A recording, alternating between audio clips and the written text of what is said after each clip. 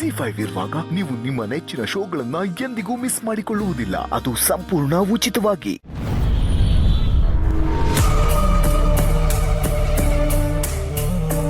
Driver, ma'am ನೀನು ಈ ಕಾರಲ್ಲೇ ಕೂತ್ಕೋ. ತುಂಬ ಸ್ಪೇಷಿಯಸ್ ಆಗಿದೆ, ಜರ್ನಿ ಕೂಡ ಕಂಫರ್ಟಬಲ್ ಆಗಿರುತ್ತೆ. Take care.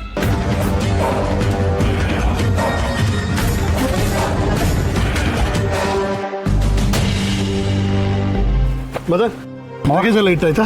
ಹಾಂ ಮಾವ, ಇಟ್ಟಾಯ್ತು. ಏನು ಅಂತ? ಇಲ್ಲ ಮಾವ, ನಾನು ಸಾಲಿಗ್ರಾಮಕ್ಕೆ ಬರ್ತಾ ಇಲ್ಲ. ಬರ್ತಾ ಇಲ್ವಾ? ಯಾಕೆ?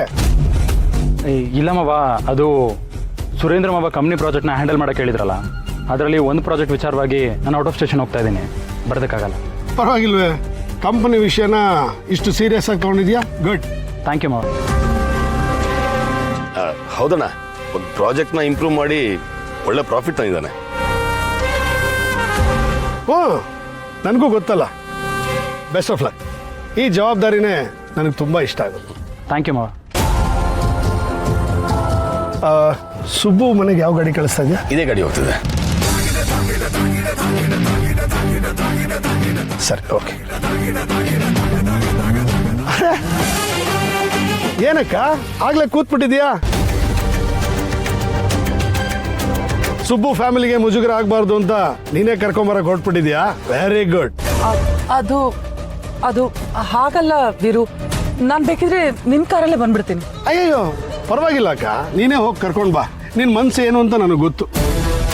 ಕೆಲವು ವಿಷಯದಲ್ಲಿ ನೀವು ನೇರವಾಗಿ ಕಡ್ಡಿ ಮುರಿದಂಗೆ ಮಾತಾಡ್ಬಿಡ್ತೀಯ, ಆದರೆ ಸ್ನೇಹ, ಪ್ರೀತಿ, ಬಾಂಧವ್ಯದ ವಿಷಯ ಬಂದಾಗ ನಿನ್ನ ಹೃದಯ ಎಷ್ಟು ಮೃದು ಅಂತ ನನಗೆ ಗೊತ್ತು. ಸುಬ್ಬು ಮನೆಯವ್ರನ್ನ ನೀನೇ ಹೋಗಿ ಕರ್ಕೊಂಬಕ್ಕ. ವೀರು, ಅದು ಹಾಗಲ್ಲ. ಪರವಾಗಿಲ್ಲ ಅಕ್ಕ, ನೀನೇ ಹೋಗು.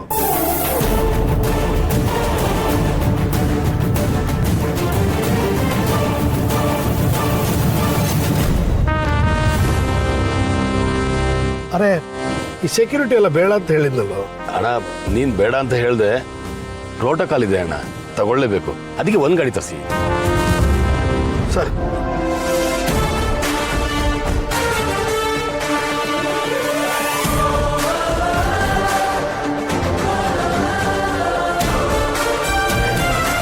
ಪುಟ,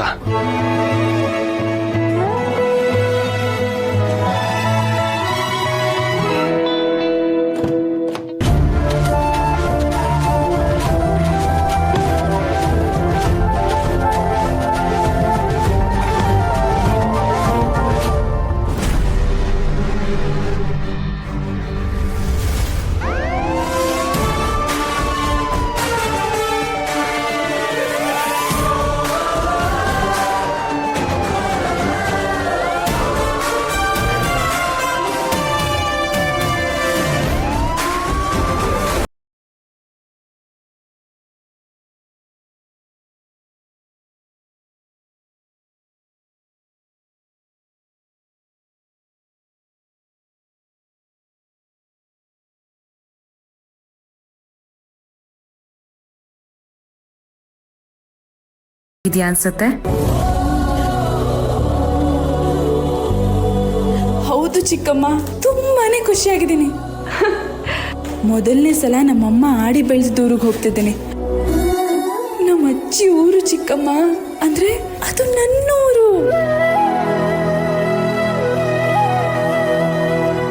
ಅಲ್ಲಿ ನನ್ನ ಕಡೆಯವರು, ನನ್ನ ಪ್ರೀತಿಸೋ ಜನಗಳು ತುಂಬಾ ಜನ ಇರ್ತಾರೆ.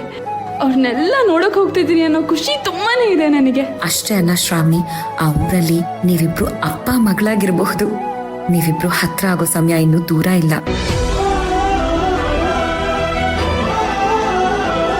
ಹೌದಲ್ವಾ?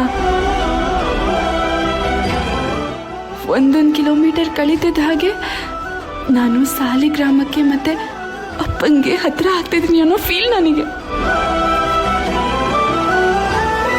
ಸಾಲಿಗ್ರಾಮದಲ್ಲಿ ನೀವಿಬ್ರು ಅಪ್ಪ ಮಗಳಾಗಿರ್ತೀರಾ.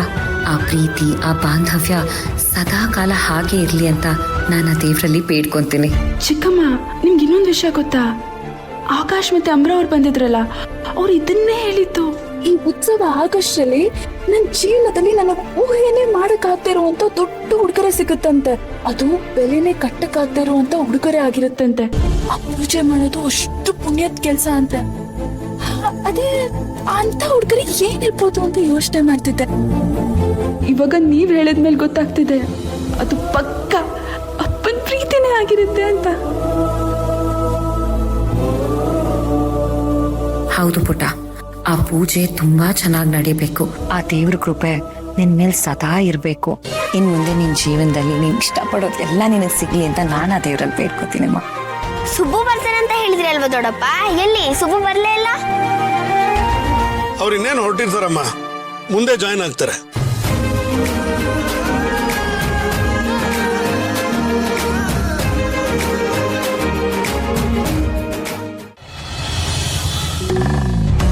ಮಮ್ಮಿ ಅಲ್ಲ ಮಮ್ಮಿ, ದೊಡ್ಡ ಕಾರ್ ಕಳಿಸ್ಬಿಟ್ಟಿದ್ದಾರೆ. ಅಯ್ಯೋ ಲೇ, ನನಗೆ ಗೊತ್ತಿತ್ತು ಕಣಲೆ, ನೀನು ಈ ಸಣ್ಣದಾಗಿ ಯೋಚನೆ ಮಾಡೋದನ್ನ ಬಿಡದೇ ಇಲ್ಲ ಅಂತ.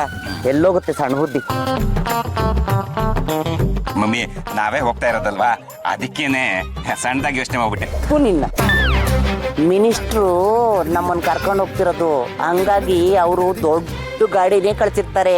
ಅದಕ್ಕೆ ಮಿನಿಸ್ಟ್ರು ಲೆವೆಲ್ ಅಲ್ಲಿ ಯೋಚನೆ ಮಾಡ್ಬೇಕು ಕಣೋ ಸುಂದ್ರ ದರಿದ್ರ. ನಡಿ ಸೀಟ್ ಇಟ್ಕೊಳ್ಳೋಣ, ನಡಿ. ಹಾಕ್ಬಿಟ್ಟು ವಿಂಡೋ ಸೀಟ್ ನನಗೆ.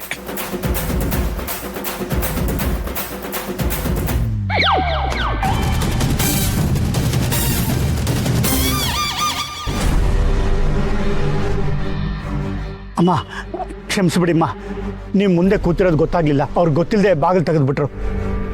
ಪರವಾಗಿಲ್ಲ, ಹಿಂದೆ ಹೋಗಿ ಕೂತ್ಕೊಳ್ಳಿ.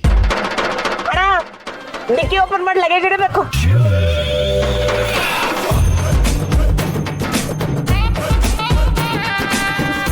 ನಾನು ಪಿ ತರ ಮುಂದೆ ಕೂತ್ಕೊಳ್ಳೋದ, ಅವ್ರು ಆರಾಮಾಗಿ ಹಿಂದೆ ಕೂತ್ಕೊಳ್ಳೋದ? ಬೇಡ, ನಾನು ಆರಾಮಾಗಿ ಹಿಂದೆ ಕೂತ್ಕೋತೀನಿ. ಸುಬ್ಬು, ನೀನು ವೀರು ಪಿ ಅಲ್ವಾ? ನೀನು ಮುಂದೆ ಕೂತ್ಕೋ, ನಾನು ಹಿಂದೆ ಕೂತ್ಕೋತೀನಿ. ಸರಿ.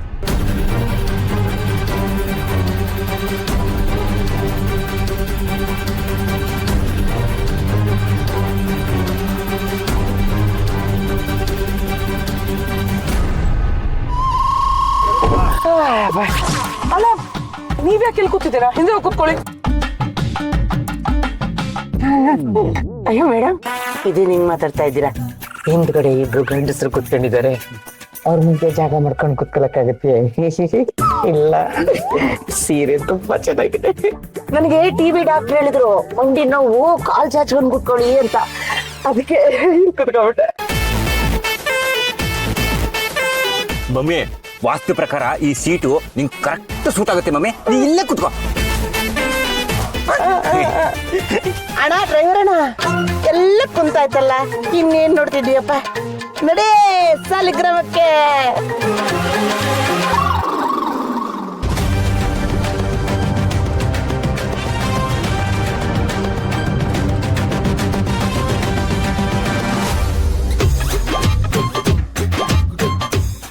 ZEE5 ಆಪ್ ಡೌನ್ಲೋಡ್ ಮಾಡಿ ಎಲ್ಲಾ ಸಂಚಿಕೆಗಳನ್ನು ಸಂಪೂರ್ಣ ಉಚಿತವಾಗಿ ನೋಡಿ.